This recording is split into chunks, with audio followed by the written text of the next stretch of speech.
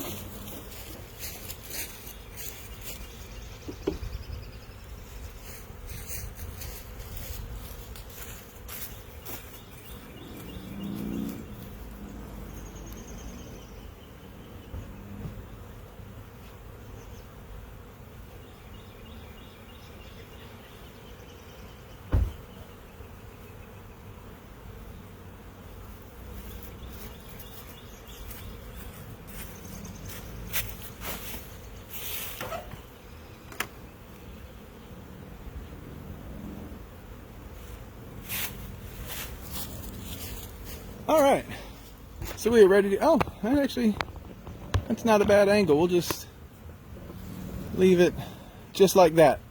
I gotta go ahead and get my smoker set up, so we're gonna walk through that process as well. Generally speaking, we always have the smoker lit by the time you guys get to see anything. Actually, generally speaking, we're already done with all the work by the time you guys get to see what's going on. So today, I'm out here by myself. I thought we'd have a little fun. Lighting a smoker is just like lighting anything else. You get it on fire, stuff it into the canister, burn your hand. That's always fun. Who needs hair on their knuckles anyway? Give it a couple of puffs. You can see that it's smoking. Oh. There we go.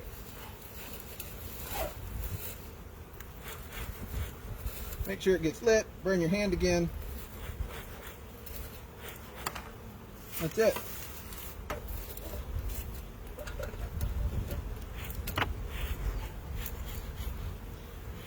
And it's lit. Now, before I generally start to work, I like to kind of let the girls know that I'm coming. So the hives that I am going to be working on, and the one next door, I like to go ahead and give them a puff of smoke. I'm getting the one up front that you can't see right now.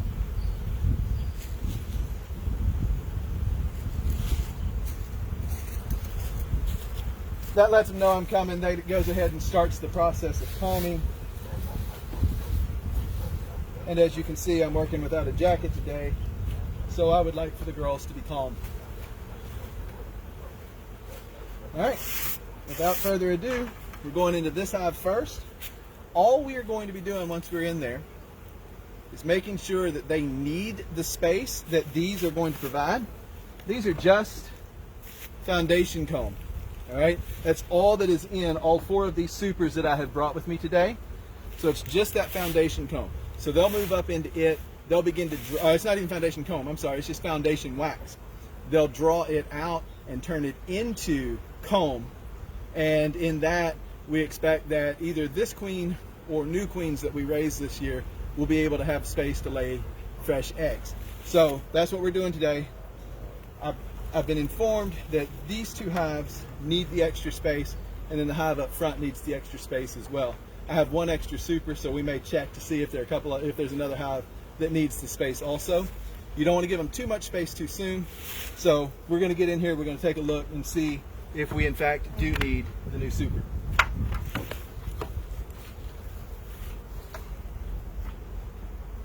I just took off what we call the hive cover. This is the inner cover. It's actually, looks like it's upside down. It's all right. Whew. But you can see when you give them space, they're going to build what we call burr comb. So obviously we want to try to avoid that.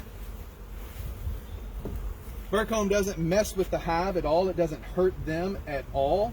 It just interferes with us being able to work.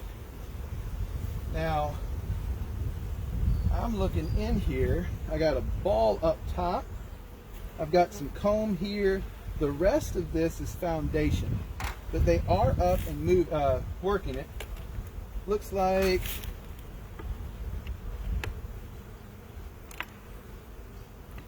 they may need a little extra space. See?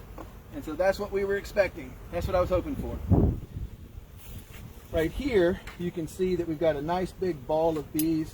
Let's go ahead and pop them a little bit, not too much. You don't ever want to over smoke them. That can stress them out. But they are working that. This looks pretty full. Let's take one of these frames out just to be sure. That's not exactly stable, is it? Why not? Oh, it has fallen off of the edge.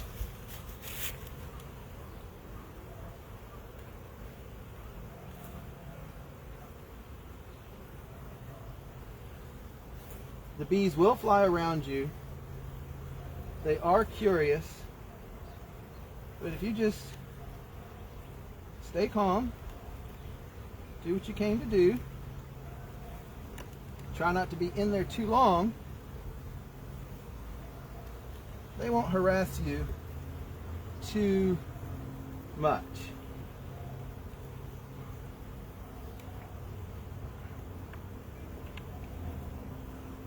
You never want to just yank. I've spread the frames out on either side. I spread them out to give myself room to pull that out. You don't want to yank. You may roll bees. Shoot, the queen may be on there. You might roll her. So you want to be careful. This is loaded with nectar, honey. It's a good food source for them. We're going to put that right back in there.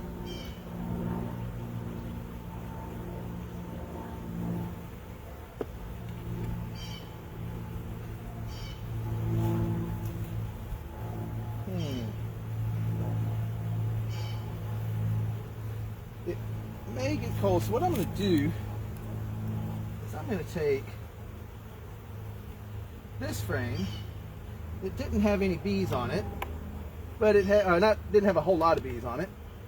It's got some honey, so I'm going to take this frame out, I'm gonna put it in my super that's going on the top. Yeah, that's good. That's got a little bit of honey on there.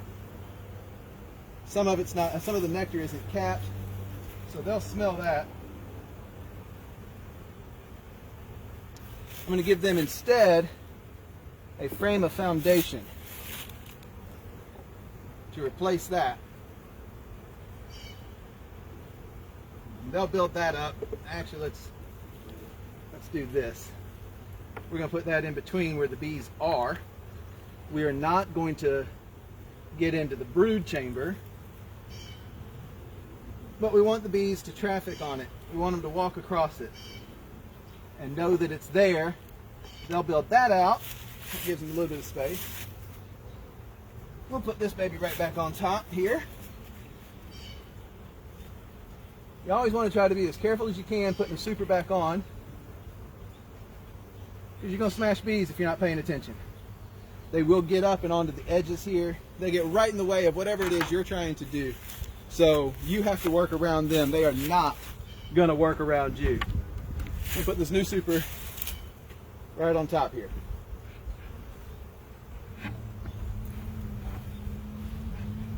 All right. My honey frame. And go right there in the middle.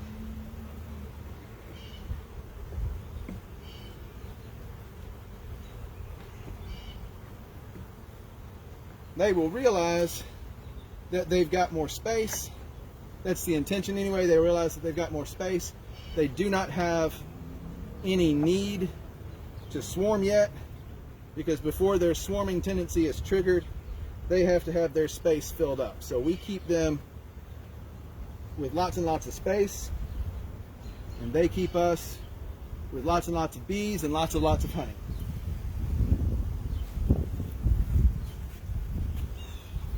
We will put our inner cover back on, and that's that. I'm gonna get this bird comb off of here just because, again, it doesn't mess with them, but it sure gets in our way.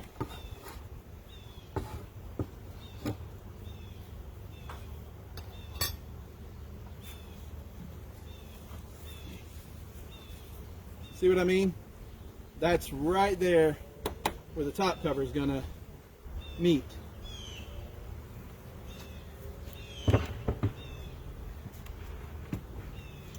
Perfect. Now there is not a ton of space between these two.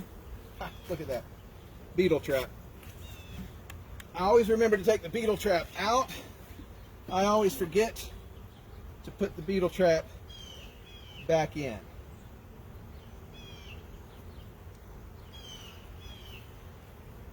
There we go. Those hive beetles are no joke. If you let them, they will take over. So we always have the beetle buster traps in there to keep that population manageable for the bees inside. You never want to move your hive much, but I can afford to move a little bit to give space between each of the hives. So that's what I just did. Now we're going to go into this hive. Let me see what that angle looks like for you. It's not great anymore, is it? Looks like a gap in the front. Oh, okay, cool, good, thanks. Good looking out, Becky. All right, so that'll give you a top side view. And I'm gonna work on the other side of the hive, obviously, but that'll give you a top side view. Let's see. Being a daredevil today. Okay, so yes and no. This time of year, they are so busy that they honestly just don't care about me. If I get in there, I do what I need to do. You know, you kind of, we call it, when you harvest the honey, we call it robbing the hive, which is kind of a playful nickname for it, but that's exactly what we're doing. We're going in there and we're stealing their honey, so we're robbing them of their honey. So you go in there and you rob the hive. But they're so busy bringing in that nectar and bringing in that pollen and raising that brood that they're really not paying attention to us. So if we'll get in there and treat that robbing the hive or treat the working in the hive as if we're robbing a bank. So you get in, you do what you got to do, and then you get out before before they show up. Usually you're fine. I might get harassed a little. I mean, you saw me. I just went through all of that with this hive, and nothing happened. I might get harassed a little bit because I'm talking and not really moving quickly. But for the most part, no, I'm not. At this time of year, I don't suspect I'll get messed with much, if at all. Okay, so we're gonna go ahead and pop this lid off. There is no inner cover there, so we'll need to make a note of that, because you definitely want the inner cover.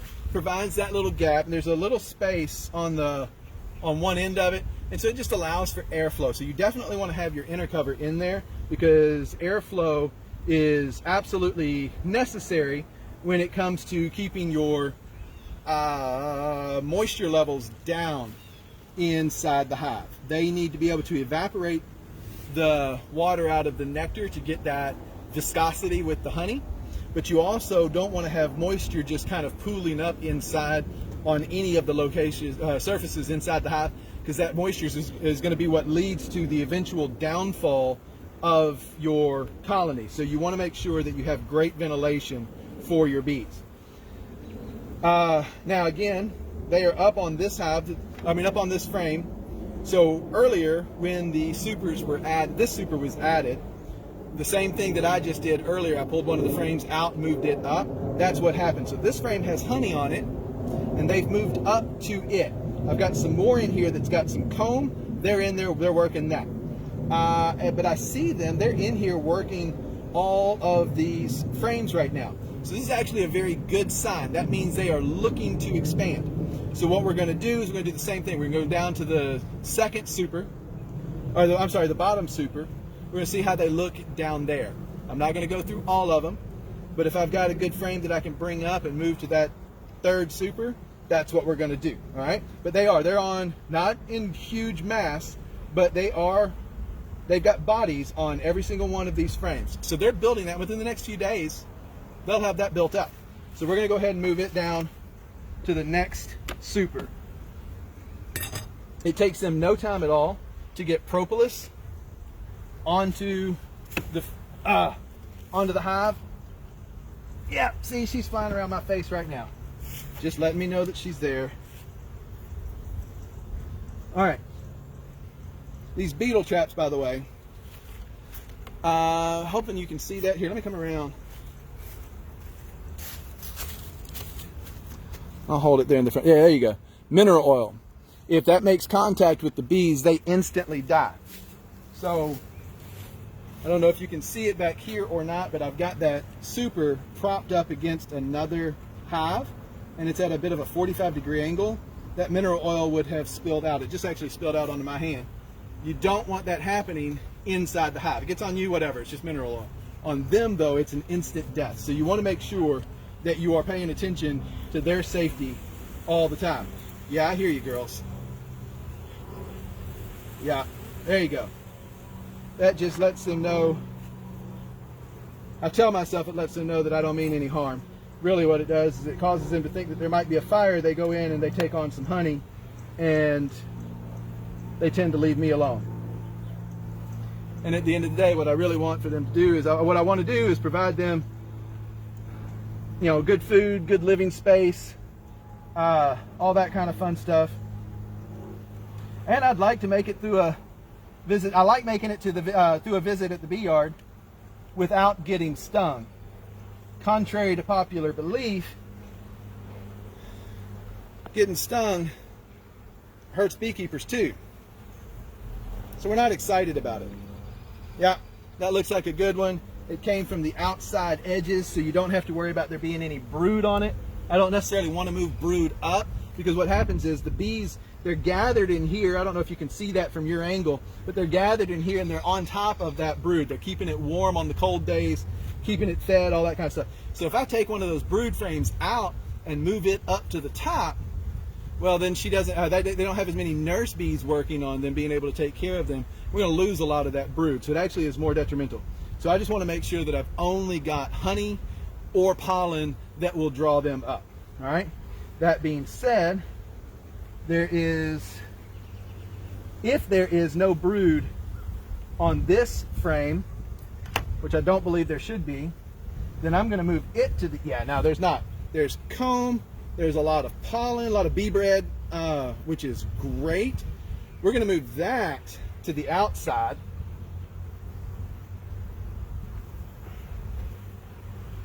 And I'm going to put a foundation frame in its place right here. Not too far in, but in far enough that they're going to walk across it, and that'll inspire them to begin drawing that out as well. And then she'll have one more comb to lay in, maybe, before she moves up.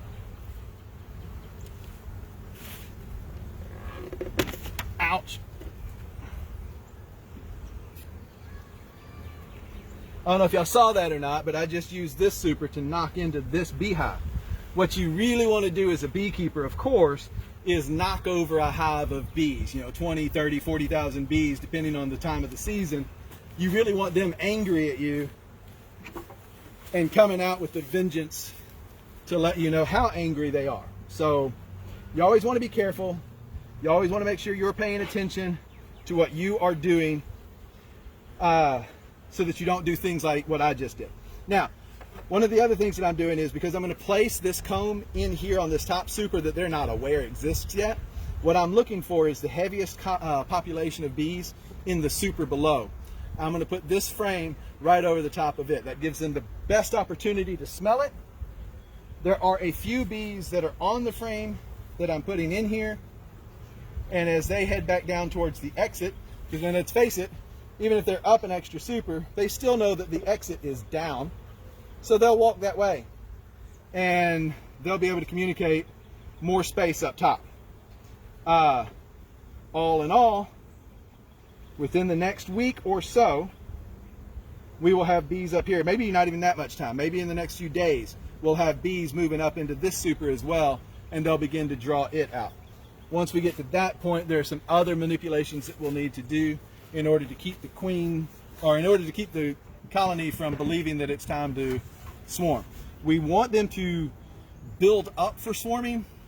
We don't necessarily want them to swarm, because we want those bees gathering honey for us. I hope that makes sense. I'll come around and I'll check my screen in just a second. I'm gonna get me some more fuel into my smoker. That's the thing about it, folks.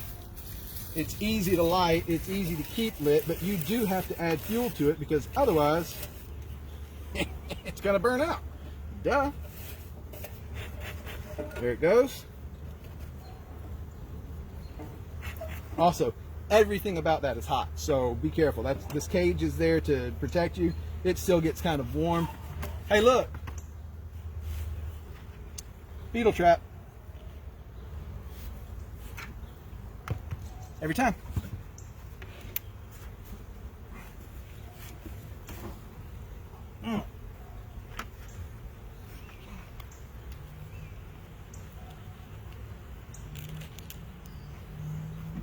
It's that hard. I don't know why I can't remember to do the beetle trap, but I always forget the beetle trap. All right, there we are.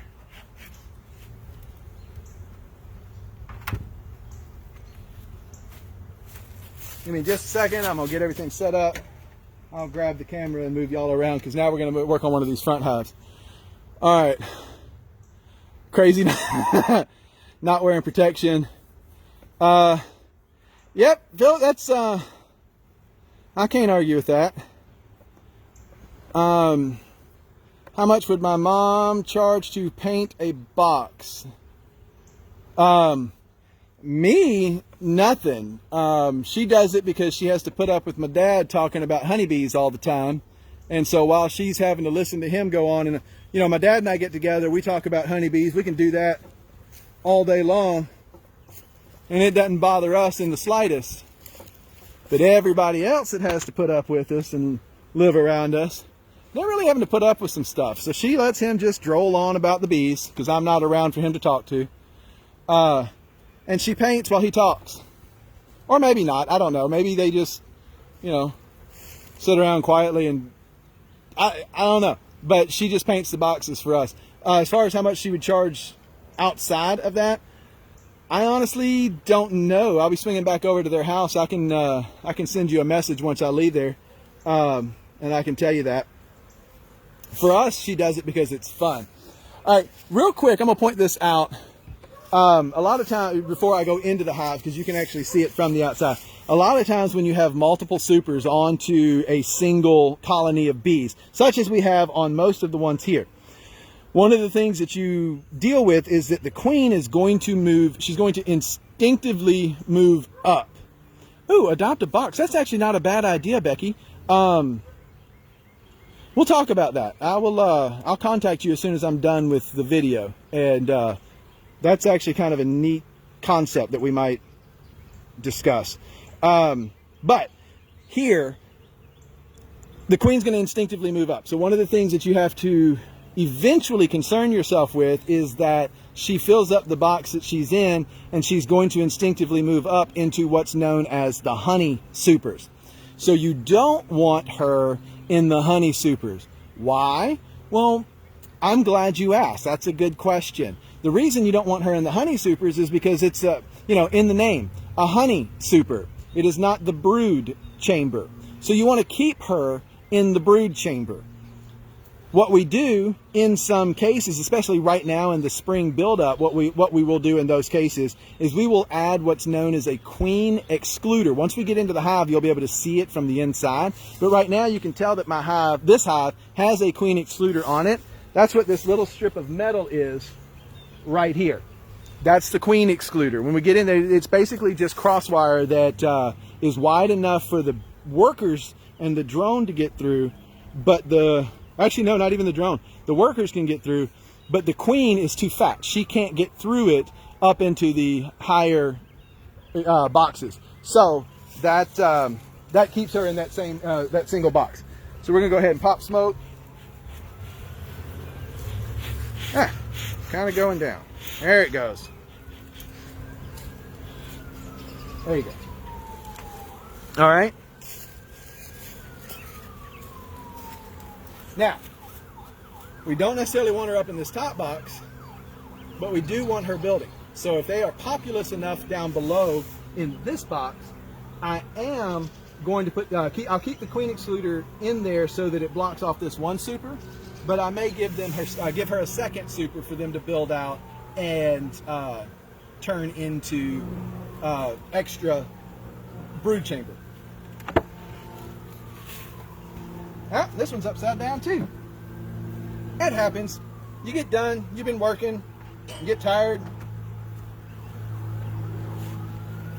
However, did you see how easily that came off?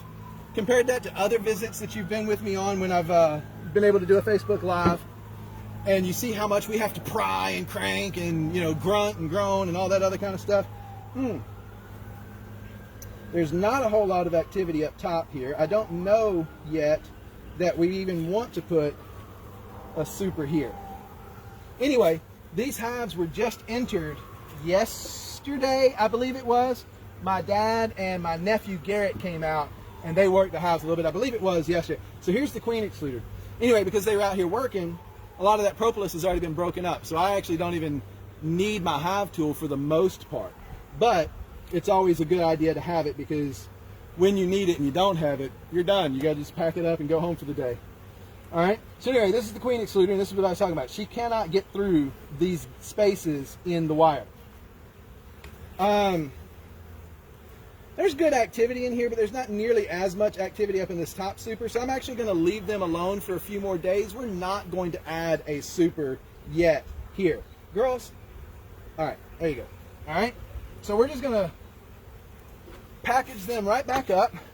Don't you see, look, she saw me coming and she got right in my way. There we go.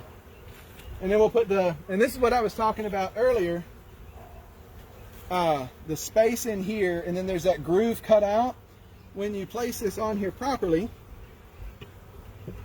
that space, and then this groove along with that hole right there, which is not a handle. I think we've talked about that in a previous video. Not a handle. You can go ahead and stick your hand in there if you want to. I dare you.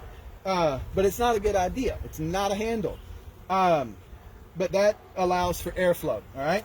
And then when we put the lid on, it can even be used. Give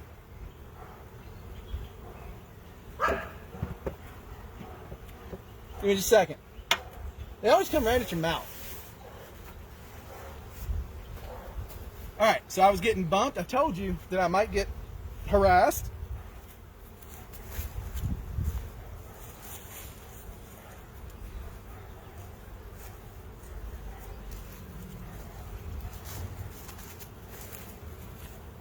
And that's exactly what's going on. So I'm going to blow a little smoke around, confuse her. And we'll check. Oh, there she goes. All right, so we're going to check these other two halves to see if maybe they might need some space. I don't remember what I was saying.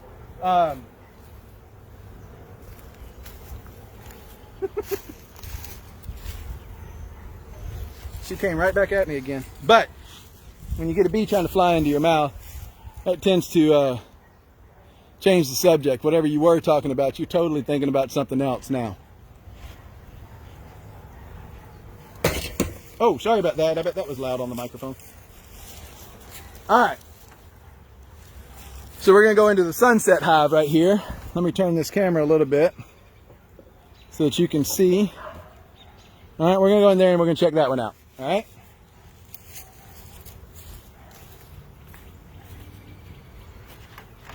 This is one of our carnicas. And they are known for building up real heavy. So, if anybody's going to need space, boy, that girl just won't quit on my face.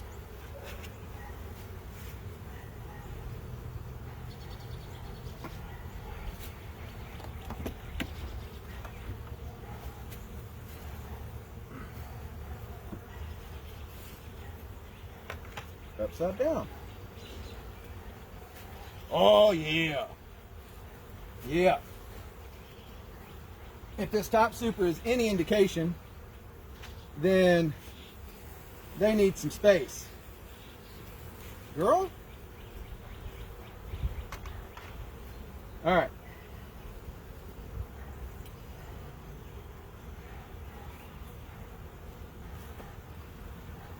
So I'm going to put this beetle trap over here for now.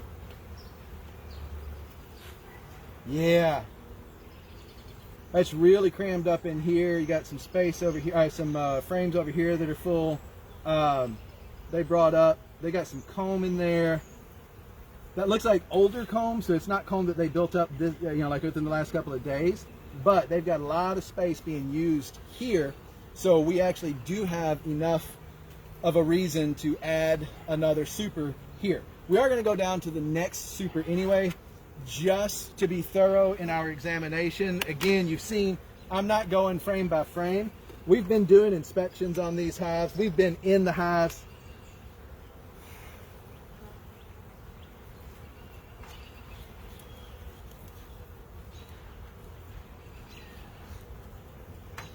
We've been in the hives. We know what's going on with them. I've been out of it for a little while because I've been doing some online classes. So it's been my dad, Garrett, whenever he's, woo, look at that. Yes, indeed. All right, now this is one of the problems with burr comb. I don't know if you can see it here, but that's burr comb right there. Unfortunately, when I took this top super off, there's larvae right here. So they got up into that burr comb. She got up into that burr comb and she laid eggs there. Unfortunately, we've just lost them. They're not recoverable, and that's really unfortunate, but it also happens. So we always try to avoid burr comb. Now, I am going to, because what they'll do is they'll actually, now that those larvae aren't going to grow, they can actually eat, oh, come on. They'll eat that larva for the protein. It's completely natural. A lot of times they're doing it because there's a low pollen flow or something else like that. Some other travesty is going on with the hive, and so they'll eat or there's not enough resources coming in, so they just don't have any food. So they'll end up eating the larva. And a lot of times what happens with that is, a new beekeeper especially will see that they don't have any young, and they'll think, oh no, I don't have a queen. They'll go out and they'll buy a new queen. They come back, they put her in the hive, and the old queen kills the new queen. The old queen there wasn't anything wrong with her, but now you've caused all kinds of chaos in there, and really it was just you needed to put some sugar syrup on there. So, girl, I think somebody has a crush on me.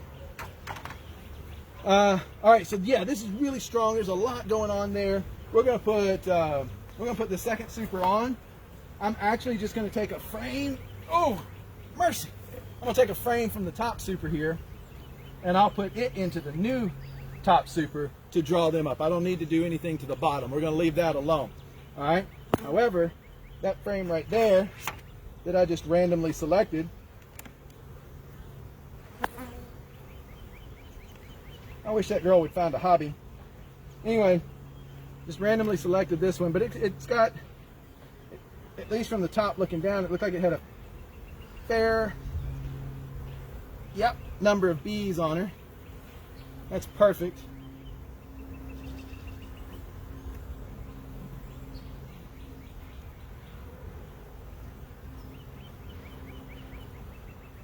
Yep, I don't see any egg or larva. I do see some nectar. So yeah, this is good. It's a little bit of nectar. It's not much, like 2 or 3 cells. It's not a whole lot at all. But that's perfect.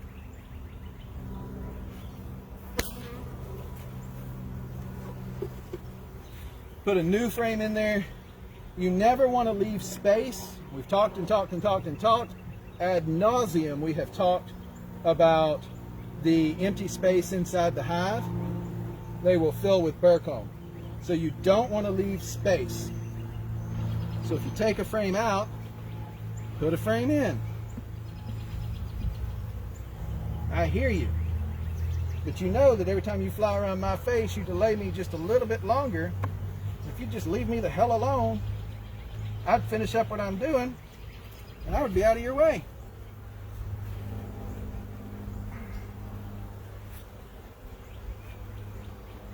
I hear you. All right. Look at me remembering the beetle trap. Boom. We're going to call that a win. All right. Now, unlike the previous super on the back row, I don't need to look down in and find the most active frame, because all of the frames in that bottom super, or that middle super now, were active. So I can actually just put this one anywhere inside the middle that I want to, and that is what I'm doing. I usually try to aim for at least near center, but that's just preference. All right, I got one more super. I only needed to do this for one. We don't have a gap on this one, but that'll be all right. I needed to come out and do this for 3. I brought a 4th one. So what do you say we look for another one? We can check this one right here, right? It's got the clean excluder on it. Oh, look at that. I didn't use my smoker. And it didn't quite, oh, no, there it goes.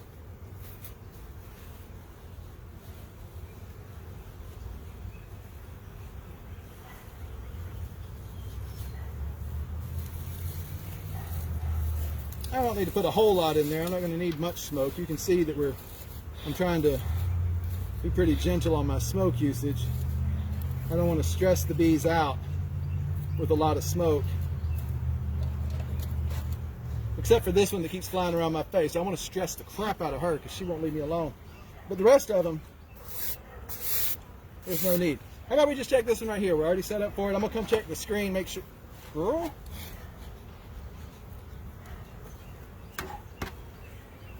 I'm gonna check the screen, make sure you can see that. Another front, oh, whoa, whoa, hey, good call. I didn't catch it before you did, Becky.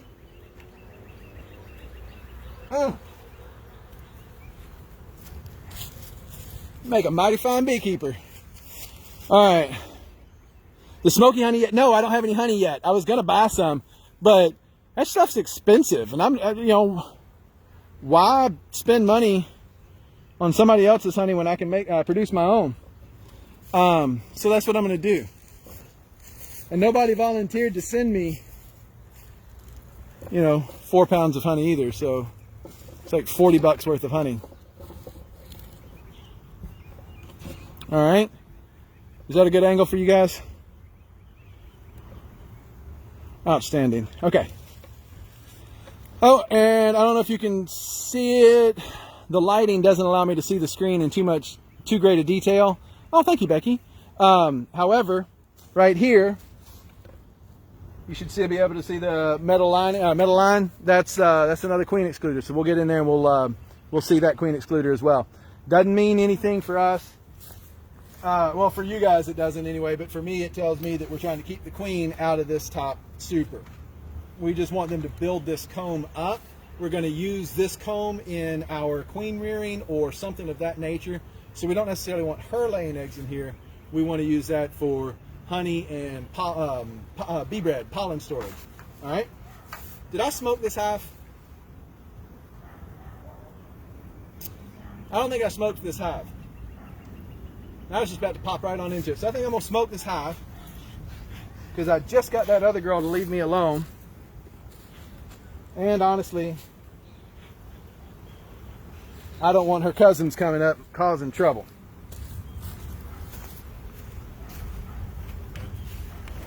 There we go. Hive tool. If you're going to get into beekeeping, if you're not into beekeeping already, if you're going to get into beekeeping and you have no hive tool, you are setting yourself up for failure. This is the most instrumental instrument out here. You like how I did that? The smoker and the hive tool. If I don't have them, I am not going into the hive. All right, so we put this upside down as well.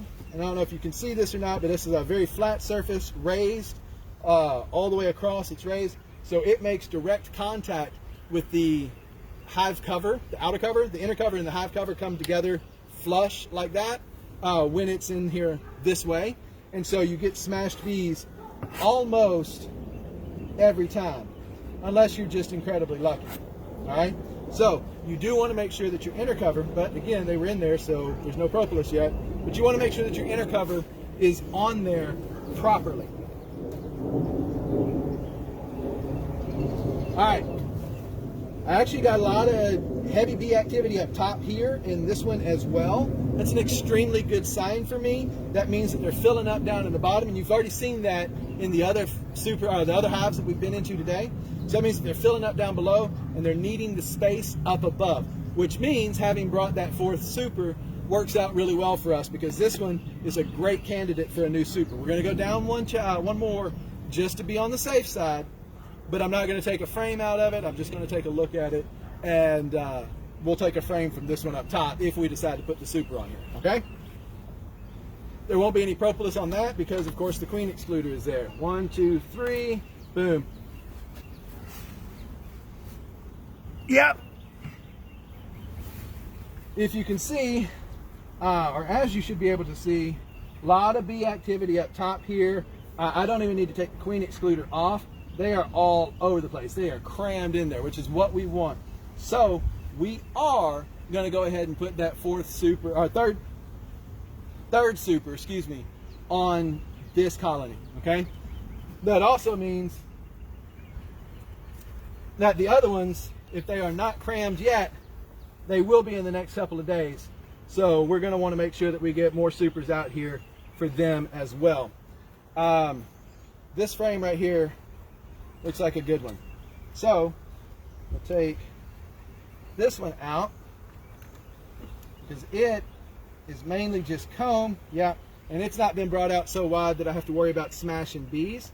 So I give myself a little bit of space to work because now I'll move this one over. I'll move this one over, and I can get the frame. Actually, I think I chose this one, but I'm going to get this one instead. I can get the frame that I wanted. With all those lovely bees on there. And that's nice dark comb. So that will have nice fragrant aroma for them. Got a queen cup in there. That's probably from old juice because there's no larva in it. There couldn't be larva in it because the queen's not up here to lay in it. Contrary to popular belief, the queen will actually, under certain conditions, such as swarming, the queen will lay eggs in a queen cell.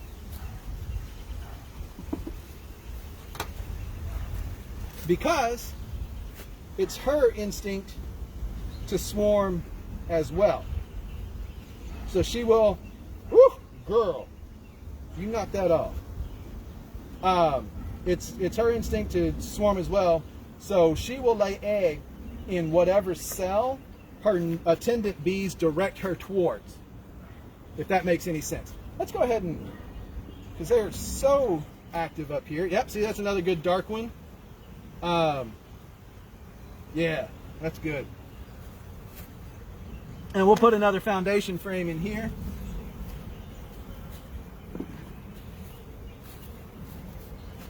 And that'll manipulate them into drawing out even faster. All right, and then we'll put this nice light one in here. I'm not worried about breaking up the brood chamber because we got the queen excluder, so there is no brood up here.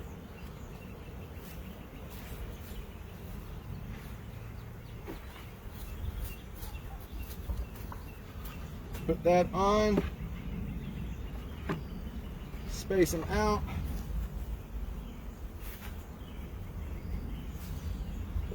That bee's flying all around my ear. I don't know if you've ever been stung in the ear or not, but of all the places to be stung, that one is not on my list of favorites. If I'm gonna get stung, actually, I want it to be along my forearms, right in here.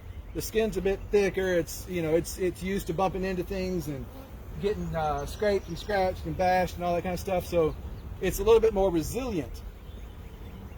Pretty much everywhere else sucks to be stung.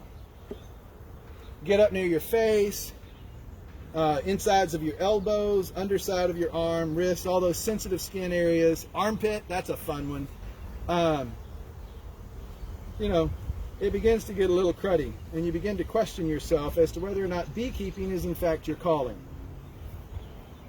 I tell people all the time who show an interest in beekeeping to read until you are sick of reading, then read some more.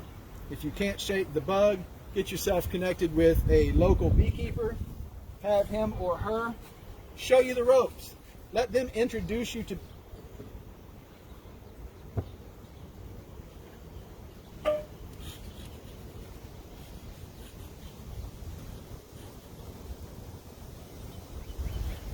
best cologne on the market. Anyway,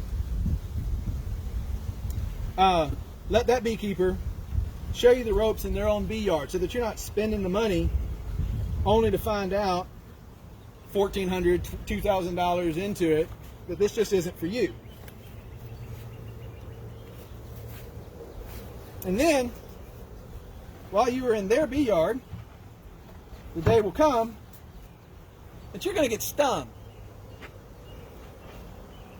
In that moment, you'll know if you're a beekeeper or not.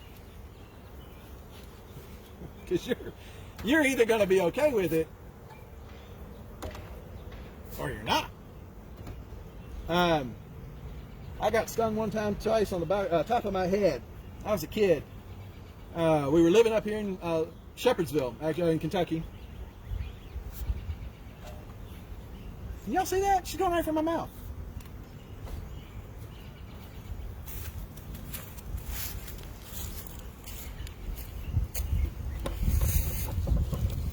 Hold on just a second.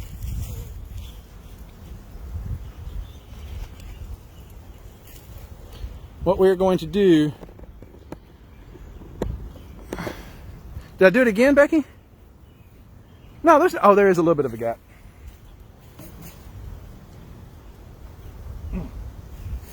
I should be able to see that from the back. Why I'm missing it, I don't know. All right. There's my wife's car. All right, so we're gonna switch this around. I'm gonna move us though, because first off, we were standing right there in their flight path. Second, they were a little mad at me. My capkeeper. I love it. That's awesome. Yeah, we can do that. I dubbed my official gaffkeeper. So anyway, yeah, so I'm 11 years old, and I'm down there at the hives, and they're flying all just like they were just now, flying around my face and getting real close. And I'm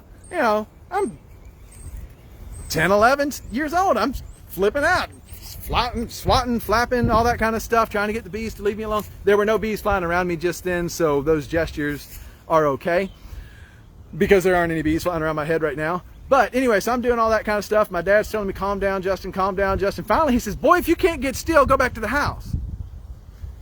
You didn't have to tell me twice. So at least to go back to the house. Get still, you have to tell me all the time, and it's still not going to work. But, go back to the house. You win. I'm gone. So I'm leaving the hives. Now, mind you, I hadn't been stung at all the whole time I'm down there at those hives. They're just flying around me. I'm invading their home. Of course, they're a bit...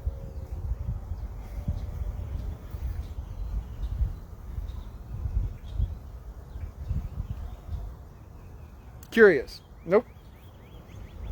All right. So, of course, they're curious. Anyway, heading back to the house. I'm 15, 20 yards away from the hives. Next thing I know, pow! Right in the middle of my head. And boy, that hurt. I swatted, reached up and scraped it. I hadn't taken 5 steps. Pow! Right in the same spot. I got stung again. Pissed off. I'm not exactly grumpy, but she keeps trying to fly into my mouth, and it's not making me happy. All right. Anyway, so yeah, I got stung twice in the same spot. Girl! Okay, we're going to go further away.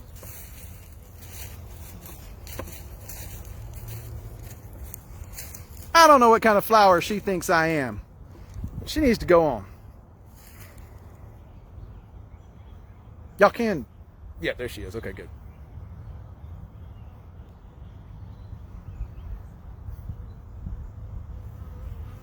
Sometimes they just get extra curious about you.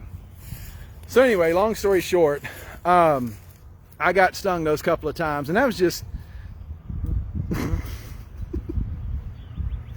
those just the ones that I can remember. Man, right at my mouth. Oh, now there's 2 of them. Hold on.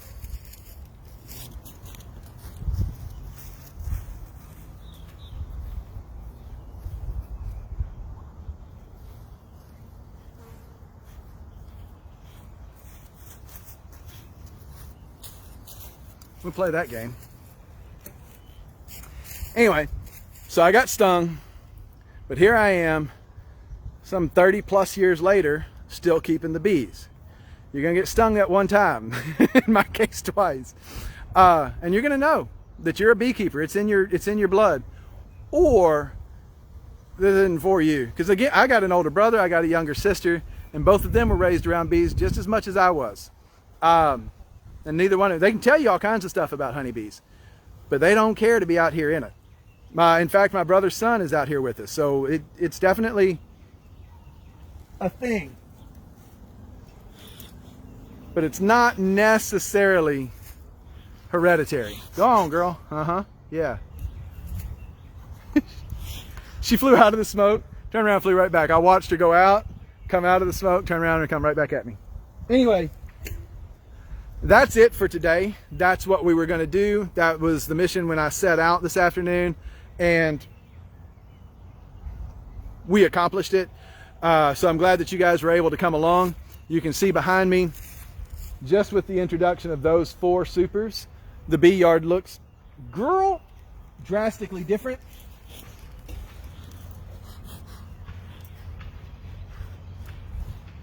Drastically different. And we're going to keep doing that until it's time to either add the honey supers, which will be about half the size of the ones that you see on there now. But they're sized different because it's easier to carry them around, move them around, all that kind of stuff. So we'll get into, you'll be able to see all of that process too. Once the smaller supers start going on, at that point we're in full-blown honey mode and we're trying to produce the honey for us, okay? Until then, if you have any questions, you can leave comments on this. Now this particular live video will only stay on my Facebook for about 30 days. And then after that, yeah, I know my battery's at 15%.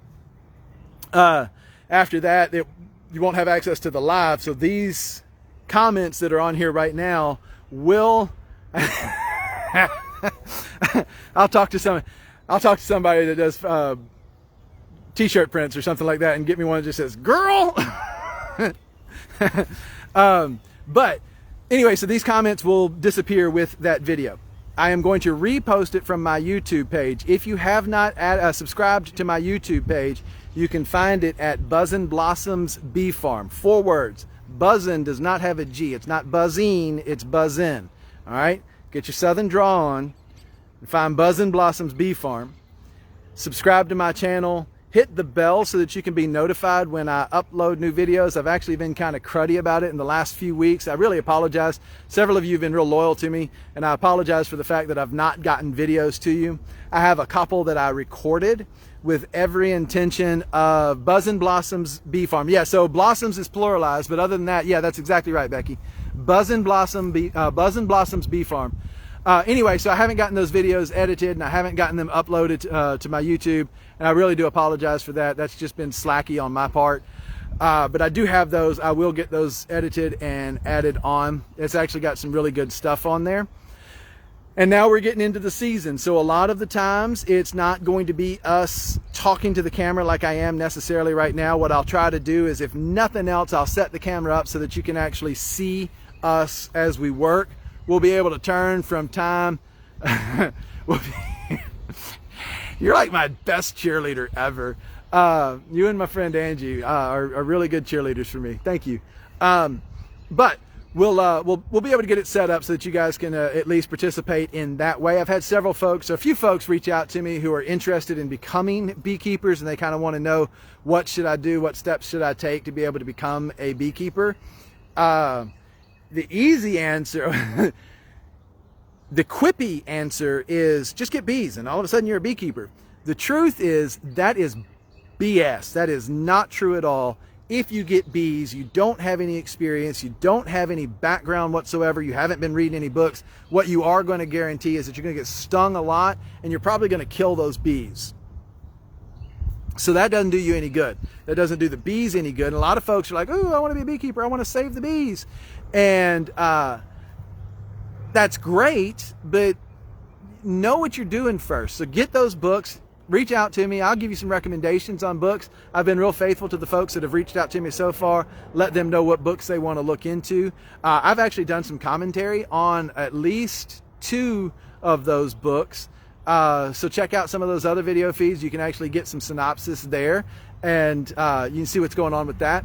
But read. Get yourself hooked up with a local beekeeper. Logging in and checking my YouTube channel is sweet. That's great for me, and it's good for you. You'll get some good information. You'll see how some things are done, but that doesn't come close to being in the bee yard with a beekeeper that's able to direct you as you learn these processes. So don't just jump into being a beekeeper. All right, study it up. Talk to other beekeepers. Talk to actual beekeepers.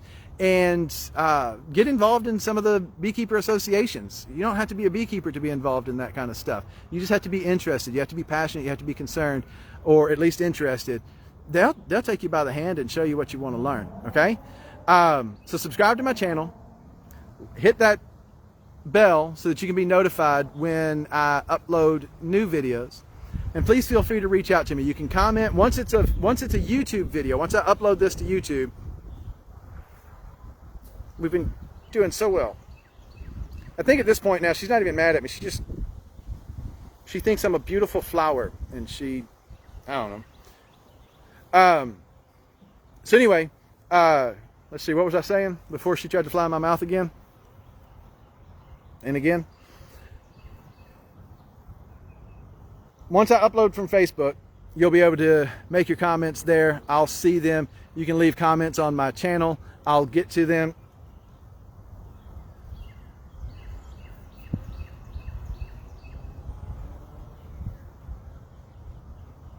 I'll get to them as soon as I can. Or you can reach out to me through email, and that's at hunsuckerbees@gmail.com.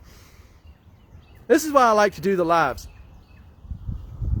I could have totally recorded this and edited that out. But this is so much fun, isn't it? Everybody gets to listen to me talk and watch a bee try to fly in my mouth. hunsuckerbees@gmail.com. You can reach out to me